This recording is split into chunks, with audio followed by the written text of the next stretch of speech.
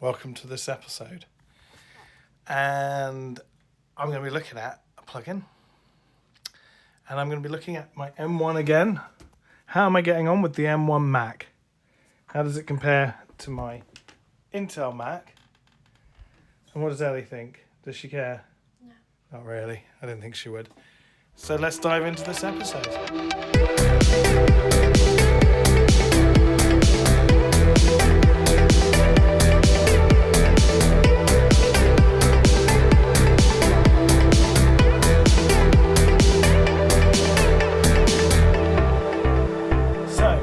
As you know, I have been trying out the Mac M1.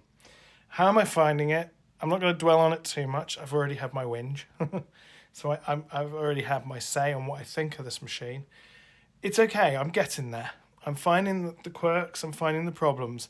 There are definitely more issues than on an Intel. I just wanted to also say thank you to everybody out there who subscribed recently. The numbers are going up. So obviously this is more of the stuff that people want to see, and I'm glad because I love sharing stuff regarding music and the sort of things that I like to talk about. I hope you like my little flashy thing down here that I've got responds to audio. So that's quite cool as well. You'll see that in the background. You can pick those up on Amazon. They're really cheap. And they're worth it, I think, for just the visual kind of element alone. But yeah, so thanks to everybody who subscribed recently. The numbers are going up. I'll try and deliver more and more cool content like this and share my musical kind of knowledge and experiences that I've had producing music over the years. So what is it about the M1 then that's been infuriating me? Well, here's the first problem, okay? And this isn't anything to do with Apple's fault as such. If I just go into here, sorry, I am going to sort out my screen sharing on this Mac, but I haven't had chance yet. So we're just going to go into the plugin manager. Here it is. Okay, in here I have a couple of plugins. So the Sound Toy stuff is refusing and saying it couldn't be opened, which is a bit strange because if you tick them and say use, they work. But every time it starts up, it reminds you that they're not compatible. I believe that they're being made compatible. If somebody knows why this is, what you can do, I don't really want to run Logic in Rosetta mode because then the whole of Logic becomes Rosetta mode. But that might help, okay? There is also an SSL plugin, which is the Channel Strip 2. Failed validation, even though I own the plugin. I don't know. Don't get that. I don't really use it as much as I use the bus compressor, so that's not a big issue for me.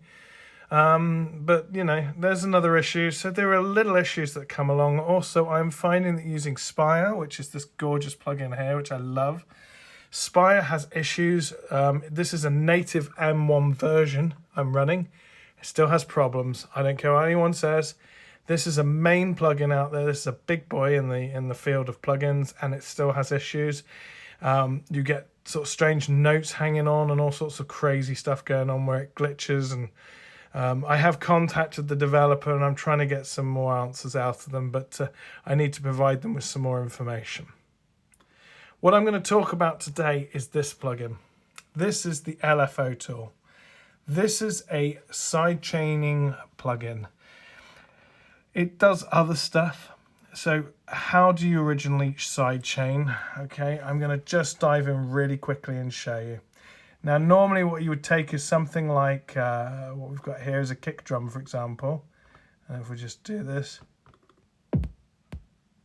Oh, look at that. You don't get that on an Intel, you see. It struggles. The M1 struggles, basically. There's no denying it. You can see here, look, the CPU usage is fine, but there's sort of little spiky things going on this last thread here. You can see the memory usage is perfectly fine. You know, it's like, I know it's only the 8 gig version here, but look, it's all green, it's all happy. So it shouldn't be causing issues like that. It just proves that my Intel Mac is still, I'm afraid, to all those M1 believers out there, is still far more superior. So I'm sorry about that. but it's just a simple fact of testing the thing out and proving it to myself, you know. I think I had one person comment and say, maybe you're just not lucky with computers, which I find kind of a bit of a strange statement because I'm using an Intel one, and it's been absolutely fine for the past year.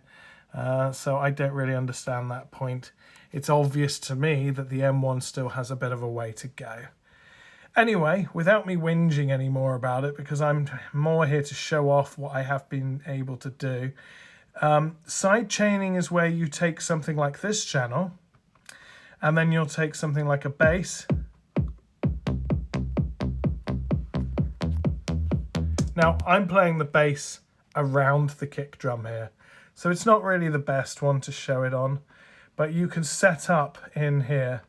You can set up under the dynamics, you can go to compressor, and you can go here, and you've got up the top here, side chain, and you can set that to bring in the instrument of the kick drum, all right?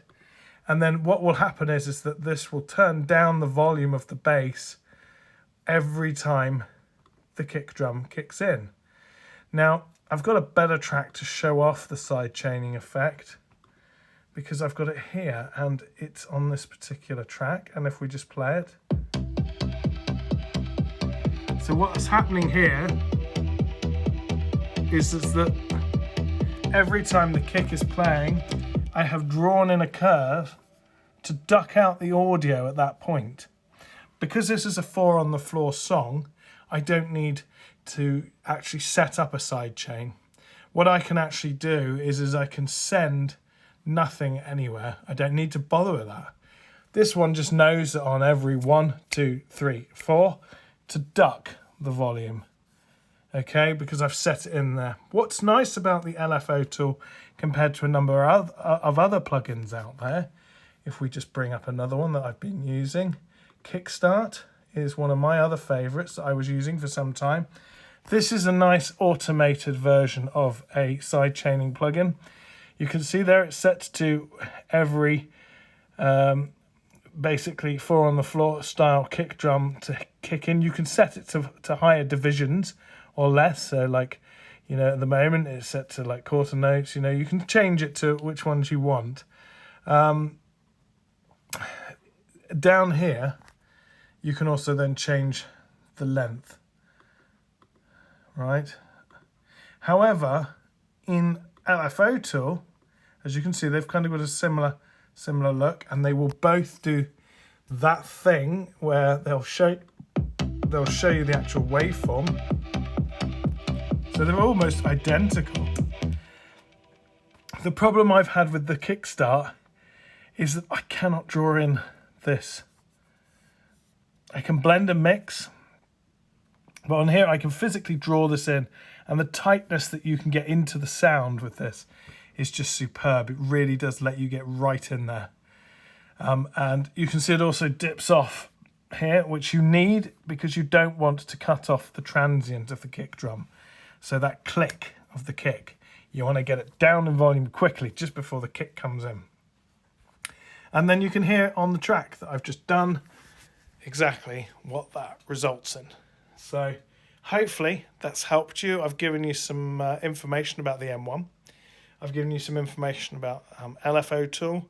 It's about $50, which is about 30 to 40 quid. I can't remember exactly what, but it's not expensive. It's a cheap plugin, but it is so worth having for the control that you get over a sound. I recommend it. I'm not endorsed by any of these people. I literally use these plugins because they do the job that I need them to do. So if you think that this is something you need for your music, and if you're doing electronic music, you need it, okay? You should not have this plugin. It's what we get the pump from a lot of the current tracks from, okay? The Nicky Romero Kickstart one was due an update, but I've not seen anything, and I'm a bit disappointed really with it. It's not evolved at all. It's just stayed the same. I felt like at the time it was a great automated plugin, and I still like to use it just as a quick slap it on and hear it. But since using the LFO tool, I don't think I'm going to look back. Thank you again to everybody who subscribed. Please like, subscribe below. Please continue to leave me some of your comments. Tell me what you think. Do you think I'm being too harsh on the M1? Do you think it's as shit as I think it is? Just let me know your thoughts on it, because I've had mixed feelings about it. I'm trying to work with it. It does the job. But like I say, my Intel still smokes it for breakfast. So anyway, these vlogs, or episodes as I now call them, will turn into more vlogs over some periods of the next month or two, as I do a few more trips out. But at the moment they're staying like this. They seem to be being received well, and thank you to everybody. Please carry on leaving your comments with me and let me know what you think. If I can improve anything, I will get the screen sharing sorted out for the next episode, I promise. Okay, every Sunday I try to upload one, so catch the next one next weekend, and take care.